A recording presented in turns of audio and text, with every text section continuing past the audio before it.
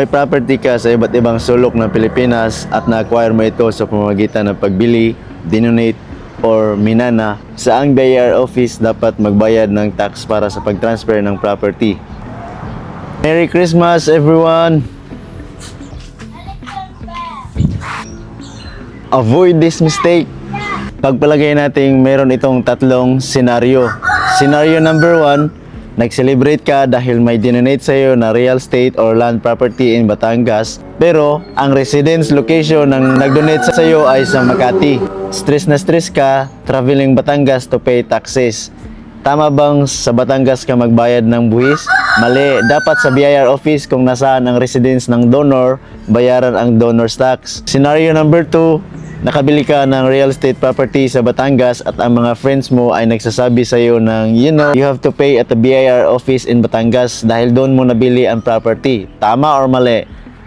Tama, it's based on the property location kung saan ang location ng property, doon ding BIR bayaran ang capital gain tax at documentary stamp tax. Scenario number 3, kapag naman ang property ay minana, good news, pwede itong bayaran sa kahit anong BIR office. Basta ang namatay ay wala nakaregister na business.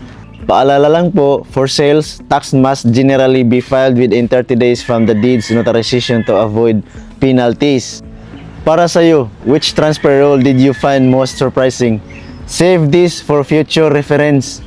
Ang rules po na ito ay based on Bureau of Internal Revenue Regulations number 1399 at ang deadlines like the 30 days rule for sales are crucial. Tandaan, kapag binili, sa BIR kung nasaan ang property.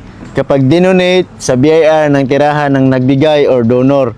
Number 3, kapag minana, pwede sa kahit anong BIR office, basta ang namatay ay walang nakaregistered na business. Paalala lang po, mahigpit ang deadlines nito lalo na sa pagbili. 30 days lamang ito kaya dapat kumonsulta sa isang tax professional or lawyer para sa particular na case. Judean Land Titling Services, follow for more land titling tips.